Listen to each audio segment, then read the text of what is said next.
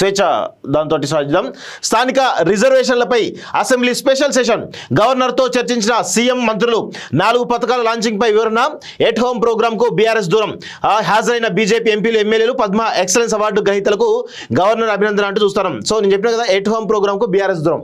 ఇది నిన్న స్వయాన నేను కూడా నాకు ఒక ఇన్విటేషన్ అవడంతో చూద్దాం, నేను కూడా ఇంతవరకు ఎప్పుడు కూడా అలాంటి ఈవెంట్స్కి వెళ్ళలేదు, ఒకసారి చూద్దాం అన్నట్టుగా ఎట్లా ఉంటుంది ఆ ప్రోగ్రామ్, ఏ విధంగా ఉంటుందో చూద్దామని అక్కడికి వెళ్ళినట్టు క్రమంలో అక్కడ బీఆర్ఎస్ పార్టీ లేదు అనేది చాలా స్పష్టంగా కనబడ్డది.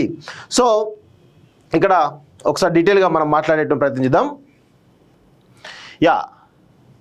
త్వరలో జరగనున్నటువంటి గ్రామీణ స్థానిక సంస్థల ఎన్నికల్లో బీసీ రిజర్వేషన్ అంశం కీలకంగా మారడంతో దానిపై గవర్నర్తో ముఖ్యమంత్రి రేవంత్ రెడ్డి, పలువురు మంత్రులు ఆదివారం చర్చించారు.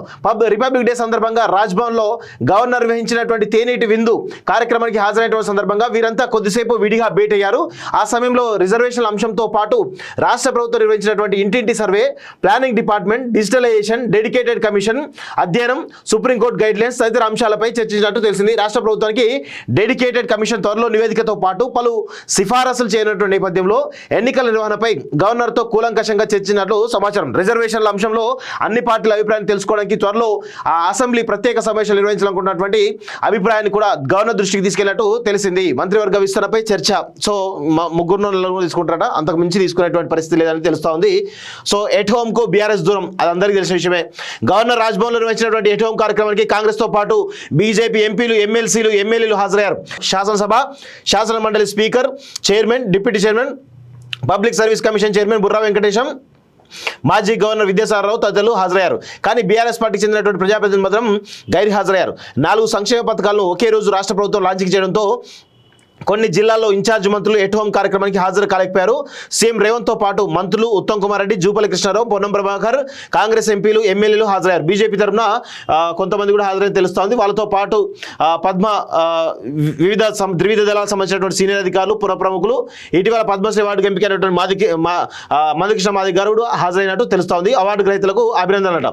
తొలిసారిగా రాజ్భవన్ ఎక్సలెన్స్ అవార్డులకు ఎంపికైన వారిని కేంద్ర ప్రభుత్వం తాజాగా ప్రకటించినటువంటి పద్మ అవార్డు గ్రహీతలను గవర్నర్ అభినందించారు. పర్యావరణ పరిరక్షణ, దివ్యాంగుల సంక్షేమం, సంస్కృతి, క్రీడా రంగాల్లో విశిష్ట సేవలు అందించిన వ్యక్తులు, సంస్థలకు రాజ్భవన్ చరిత్రలో తొలిసారిగా గవర్నర్ ఎక్సలెన్స్ పేరుతో అవార్డులను ఇటీవల ప్రకటించగా వారిని ఎట్ హోమ్ కార్యక్రమంలో అందజేశారు. ఆయా రంగాల్లో చేసిన విశిష్ట సేవలకు గాను దుశ్శల సత్యనారాయణ, అరికెపూడి రఘు, దీప్తి జీవాంజీ, కృష్ణభారతి, పాండురంగారావులకు గవర్నర్ అవార్డులను ప్రదానం చేశారు. Dhruvansh, LV Prasad, eye institute, Aditya Mehta foundation, Samskriti foundation ప్రకటించినటువంటి అవార్డులను వాటి తరపున హాజరైన ప్రతినిధులు అందుకున్నారు. IAS officer doctor Chandrashekar Reddy special life time అవార్డును అందుకున్నట్టు ఈరోజు నిన్న కార్యక్రమంలో ఇది ఎట్ హోమ్ కార్యక్రమంలో జరిగినటువంటి విషయంలో చాలా విషయాలు మనం చూస్తూ ఉన్నాం. సో ఈ కార్యక్రమంలో మొట్టమొదటగా మనం చర్చ చేయాల్సినటువంటి అంశం స్థానిక రిజర్వేషన్ల అంశం అనేది చాలా పెద్ద ఎత్తున టాపిక్ వస్తూ ఉంది. ఎందుకు అంటే కాంగ్రెస్ పార్టీ మేనిఫెస్టోలో 23% ఉన్నటువంటి రిజర్వేషన్లను 42% పెంచుతామని చెప్పేసి కాంగ్రెస్ పార్టీ మేనిఫెస్టోలో పెట్టడం జరిగింది.